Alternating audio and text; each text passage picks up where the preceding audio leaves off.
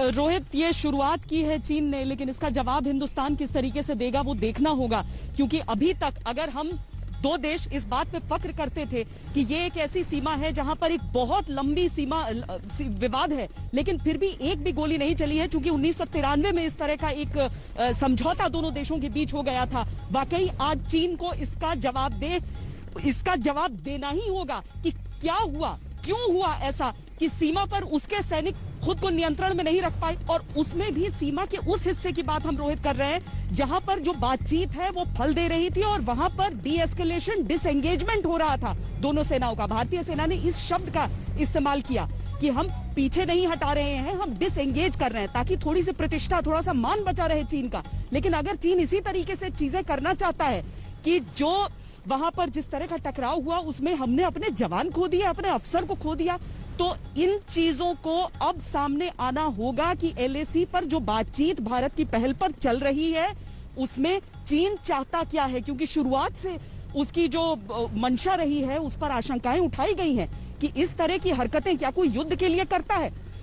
अब अगर आपने एक ऐसी सीमा पर जहां पर बात सुलझ चुकी है, जहां पर आपको मालूम है कि स्टेटस को किस तरीके से मेंटेन करना है, वहां पर सैनिक चीन के उस तरफ से इस तरह से टकराव के लिए सामने आते हैं, तो वाकई ये सिर्फ 3 शहादत का मामला नहीं है।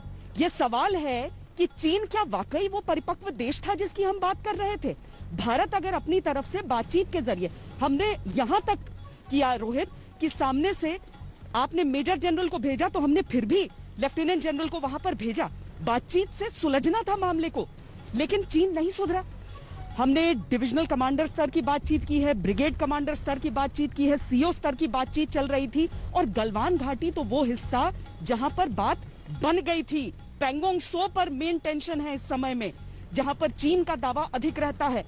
लेकिन अगर इस इलाके में ऐसा हुआ है तो अब सरकार, अभी तो सेना की तरफ से बताया गया है कि बीती रात क्या हुआ है वहां पर, अभी भी बहुत खुलकर हम कहें रोहित तो ये चीज सामने नहीं है, क्योंकि गोली नहीं, चूंकि वहां पर उस सीमा पर चलती है तो अलग तरह के हथियारों का इस्तेमाल चीन की तरफ से किया जाता है। भारतीय फौज तो क्या करती है, या आईटीबीपी भी जब वहां पर रहती है तो शारीरिक तौर पर अब पुश करके उन्हें पीछे करते हैं उनकी सीमा की तरफ। लेकिन चीन की तरफ से वो कांटेदार तारों को लाठियों में लपेट के, डंडों में लपेट के उसका इस्तेमाल किया जाता है, और वो गलत तरीके से हिट करते हैं तो बहुत बुरी चोट और बहुत बुरी इंजरीज होती हैं जो जिंदगी भर के लिए आपको क्रिपल कर देती हैं।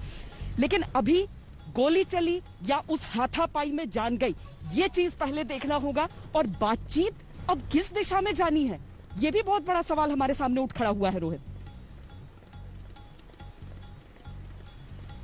बिल्कुल श्वेता, और इस समय राजनीतिक बयान इस पर आने शुरू हो गए हैं। खास तौर पर अखिलेश यादव का ट्वीट है अभी अभी श्वेता, जो ये कह रहे हैं कि गलवान वैली लद्दाख से चीनी मुठभेड़ में हमारे कमांडिंग अफसर और 2 सैनिकों की शहादत का समाचार मिला है। भावपूर्ण नमन। सरकार से इन हालात में भारत चीन सीमा पर वास्तविक स्थिति के स्पष्टीकरण की अपेक्षा है। लगातार विपक्ष की तरफ से श्वेता ये कहा जाता रहा कि सरकार पारदर्शिता नहीं बरत रही है, एलएसी पर जो कुछ हो रहा है सरकार वो सब कुछ सामने नहीं रख रही है। अब जब सेना की तरफ से ये एक जानकारी दी गई है, क्या आपको लगता है सरकार की तरफ से औपचारिक स्पष्टीकरण इस मामले में आएगा? आपने रक्षा मंत्री से बात की थी, उनसे सवाल पूछा था तो उन्होंने कुछ चीजें रखी थी, लेकिन उनको विपक्ष ने बातों को औपचारिक स्पष्टीकरण माना नहीं था सरकार का। नहीं, औपचारिक स्पष्टीकरण से आगे अब सरकार को यह भी बताना पड़ेगा कि अब हमारा स्टैंड क्या है। अगर चीन इस तरह की हाथापाई कर रहा है जो जानलेवा है, अभी हाथापाई ही की श्रेणी में अगर उसे रखा जाए, तो चीन अगर इस तरह की चीज कर रहा है, अगर पाकिस्तान के साथ सरहद पर इस तरह की कोई चीज हुई होती रोहित, हम सीधे आज युद्ध की रट लगा रहे होते।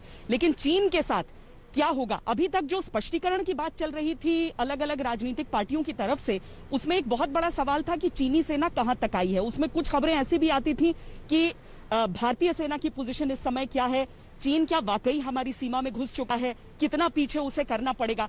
लेकिन अब तो स्पष्टीकरण से एक कदम आगे हम हैं, अब जाने गई हैं हमारे जवानों ने, हमारे अफसर ने बलिदान दिया है अपना। अब जाहिर है कि मामला सिर्फ स्पष्टीकरण तक नहीं है, बल्कि ऑफिशियल स्टैंड, भारत क्या स्टैंड लेगा। अब अगर चीन युद्ध पर आमादा है तो आज की परिस्थिति में हम क्या करना चाहते हैं, किस तरीके से इस मामले को अब आगे बढ़ाया जाएगा। क्योंकि जहां तक बातचीत का सवाल है तो बातचीत तो चल रही है, पाकिस्तान के साथ हमारी कभी बातचीत नहीं होती है। हमने ये स्पष्ट तौर पर तय किया हुआ है कि पाकिस्तान जब तक आतंक पर विराम नहीं लगाएगा तब तक हम उससे बातचीत नहीं करेंगे। इसीलिए वहां पर जो भी होता है वो एक्शन के रूप में ही होता है। पर चीन से हमारे रिश्ते बहुत अलग हैं, बहुत परिपक्व माने जाते हैं। इसीलिए अब अगर चीन ने ऐसा किया है तो अब क्या, चीन जाहिर है अपनी तरफ से अभी न तो इस बात को स्वीकारेगा, अभी तो सन्नाटा है पूरी तरीके से उनके आधिकारिक सर्कल्स में, पूरी तरीके से सन्नाटा है। उनके ग्लोबल टाइम्स जो हर बात पर कोई ना कोई एजेंडा अपना थोपने की कोशिश करता है, वो कुछ नहीं कह रहा है इस पर। चीन अपनी तरफ से यही चाहेगा कि वो चाहे कि एक इंक्वायरी हो और पता किया जाए और उसके बाद वो कहे कि आपने उकसाया, लेकिन जाने गई हैं, इनको इस तरीके से नहीं छोड़ा जा सकता है।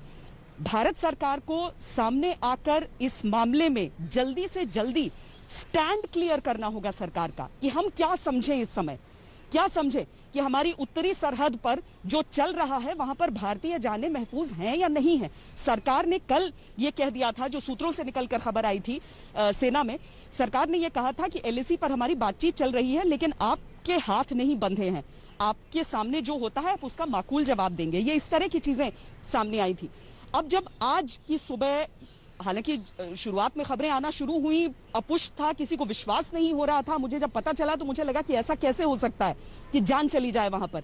लेकिन आधिकारिक पुष्टि के साथ ही उस पर विराम लगा, जो अब से कुछ देर पहले आई कि हाँ, बीती रात हमने 1 अफसर और 2 जवान चीन की सीमा पर अपने गंवाए हैं। तो अब जाहिर है हर एक के मन में, चाहे वो राजनीतिक पार्टी से जुड़ा हो या न जुड़ा हो, सबके मन में आएगा कि भारत अब क्या करेगा और क्या करना चाहता है।